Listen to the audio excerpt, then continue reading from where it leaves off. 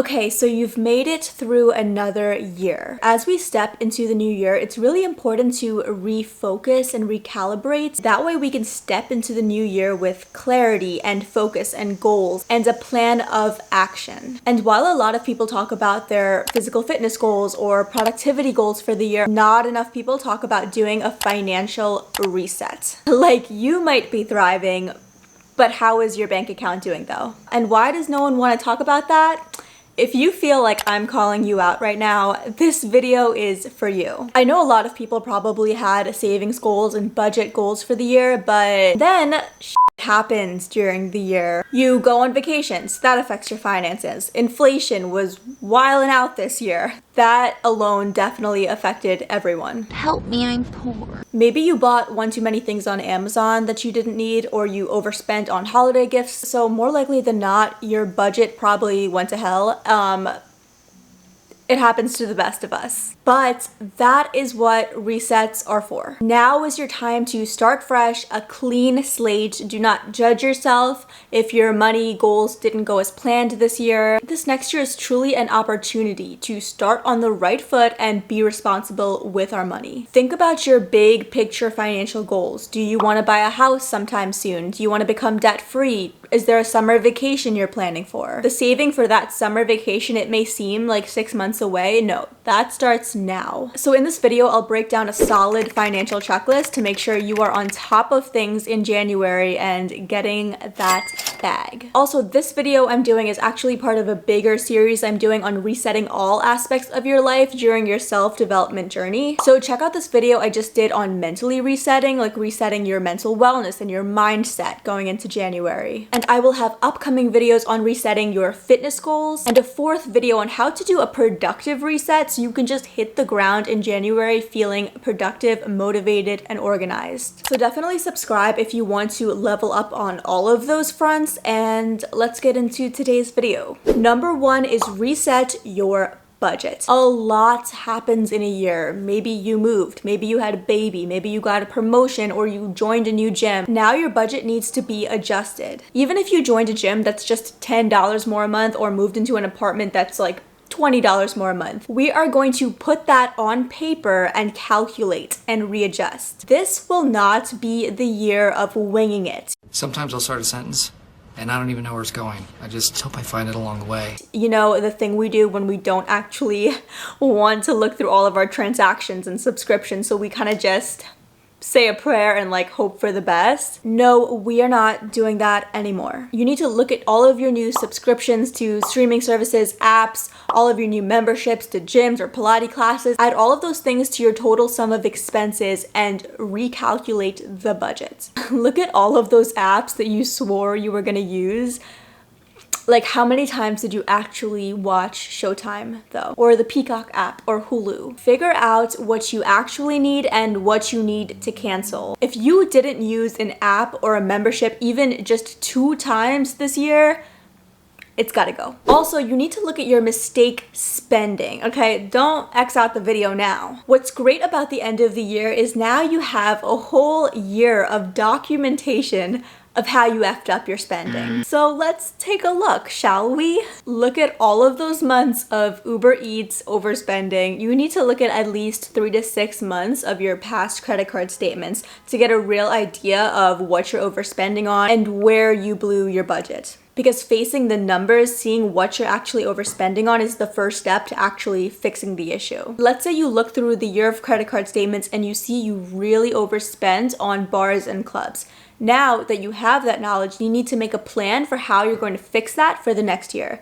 Maybe it's having more, wine nights in, or pre-gaming before you go to the bars so you don't have to spend $100 there. Come up with solutions. Also, when you review your spending, you need to see where your biggest unexpected financial hits come from. I'm not talking about things you budgeted for, I'm talking about random things that just happen in life. Like if you had car problems and you needed to spend thousands of dollars on a mechanic. Maybe your pet is getting older and you needed to spend a lot of money at the vet. Maybe you had health issues this year, like a sickness or an injury, and you racked up a lot of medical bills. Things like that you don't really plan for, but those are the things that can really mess up any budget or savings goals you have. So see what that hit was for you, because if you've had car problems this year, you might have car problems next year. If your pet was sick this year and they're getting older, they might have more issues next year. So figure out what that is for you and then prepare and adjust your emergency funds for next year. They're called unexpected hits, but now that we know what those are, don't get played twice. You know what I mean? Budget for the old car. Maybe it's just something minor.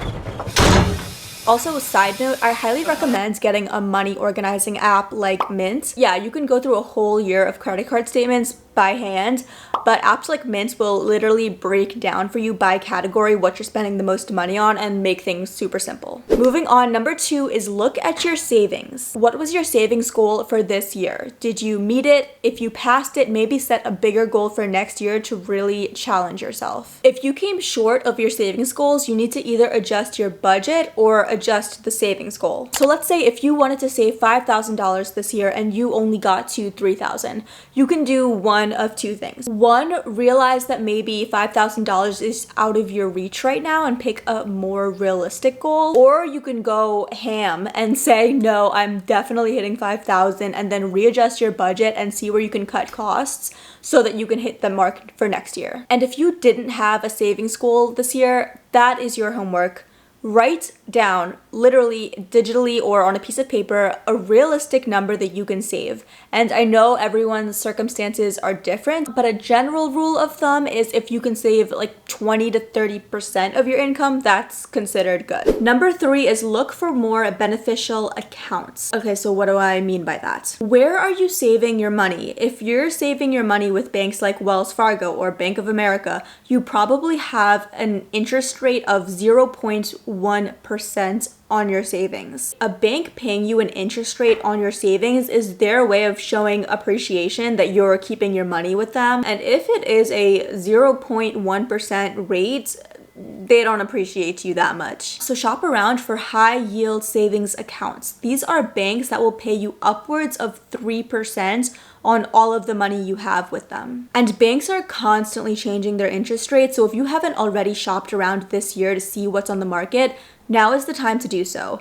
My bank that I use is Ally, and last year it had like a 1% interest rate, and now it has over a 3% rate. So definitely do your research so you can get paid free money. Also, you need to look for better credit cards. If you've been financially responsible this year, you've been paying your bills, you've been paying off your debt, your credit score will be higher than it was last year. And simply put, higher credit score means better credit opportunities. Now is the time to check your credit score to see if you're eligible for better credit cards with cashback or credit cards with airline points, because that's free money that you're leaving on the table that you've earned through your better credit score. Also, with a higher credit score, you can get higher credit spending limits. So let's say you have a $5,000 spending cap on your credit card. You can literally just call your bank and ask for a higher limit. And if you've had a good streak of payments, if your credit score is higher, a lot of times they'll just give it to you. I've done this 3 times before, and each time took less than 5 minutes. Number 4 is investing. If you're an hourly or salary employee for a company, you probably have a 401k, a retirement account that you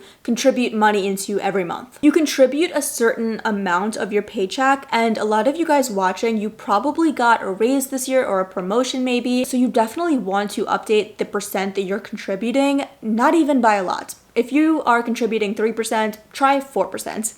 Baby steps. Just make sure that you're at least maxing out the percent that your company will match you dollar for dollar for. Also, if you invest in individual stocks like Apple or Meta, now is a good time to check up on the company, do some research, see what performed well, what performed poorly. Is the company in any hot water or scandal right now? Maybe consider moving your money elsewhere. But also, I'm not a financial advisor, so don't actually listen to me about investing. Number 5, let's talk about jobs. Once you get a job, it can be really easy to get comfortable and be like, okay, well, I have my savings, I'm paying my bills, I'm okay with the job, so let's just stay here. But that's a mistake, because you always want to make sure you're growing within your company or looking for better opportunities, because a lot of companies will just bank on you getting comfortable and staying and not negotiating your salary every year or not actually looking for other jobs. A lot of companies will pay you what they think they can get away with. So you need to constantly be advocating for yourself. It's the end of a year. You just had a whole year of experience you can add to your resume. You probably gained more skills, more confidence, and that's all grounds for asking for a promotion or asking for a raise. Also evaluate how your job industry has changed over the year and what it's looking like for next year. Industries can change a lot over a year. So for example, since 2020,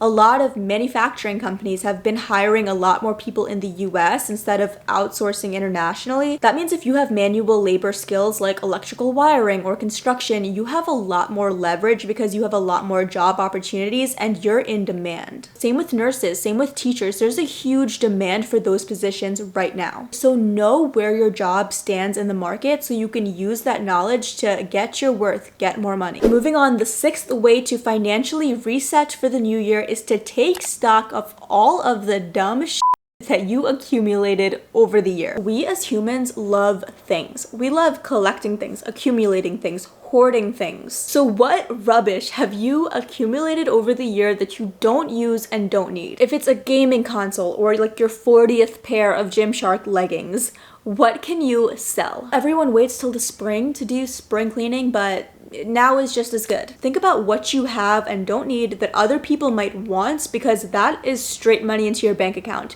You can sell those things on Facebook Marketplace, eBay, Craigslist, Poshmark, and personally, I've made hundreds of dollars doing that. Number 7, let's talk about rental apartments. I'm sure a lot of people watching just got a letter from their landlord saying that rent is increasing for the next year. Some increases are as low as $30 and others are as high as $1,000. Yeah. So here's what you need to know.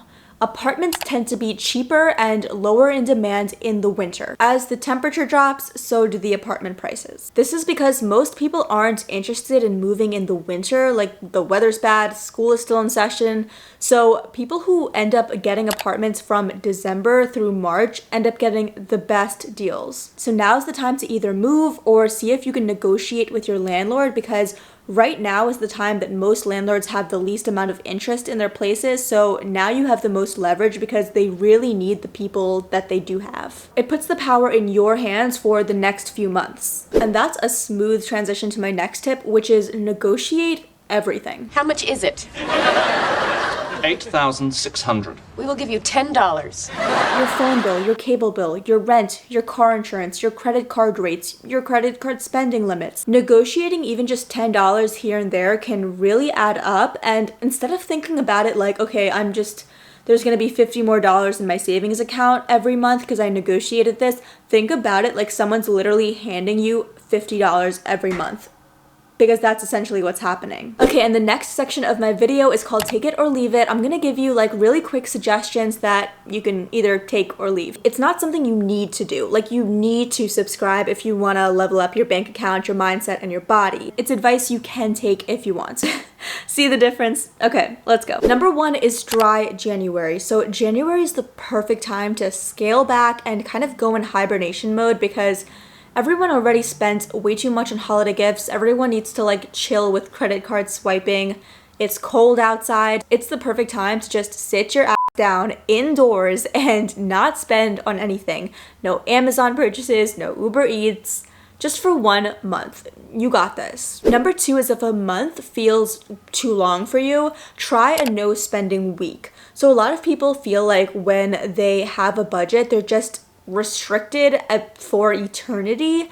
So a no spending week is something you would do once every month where you're incredibly strict with your spending. And then for the rest of the month, you can go back to spending in moderation on like Starbucks or Uber Eats, but just that 1 week, cut it tight. This way you get to be disciplined and save, but also have like a release when the week is over and you can kind of go back to having a little fun again. Number 3 is get your tax documents in order, ready to file, because the earlier you file, the earlier you'll get your refund. And most people, like 80% of people in the US get a refund, so claim your money. And number 4, if you live in the US, apply for student loan forgiveness if you haven't done already. Almost 50 million Americans have student loan debt, and even though our government is still trying to figure out how, if, when we get the refund, just submit the application so that if and when it does go through, you'll already be in line to get your bag. That is all I have for you guys today. If you found any of these tips helpful, please give this video a like. Also, all of these tips, to actually put them into practice, you need a level of discipline and definitely the right mindset. So definitely check out the video I did on how to mentally reset for the new year so you can get the most out of these tips. And my upcoming videos will be on how to reset your fitness goals and how to reset for productivity so you can hit the ground running, organized, prepared, motivated. And I will see you all in the next video. Bye guys. Coming back home. Know that you're coming back home.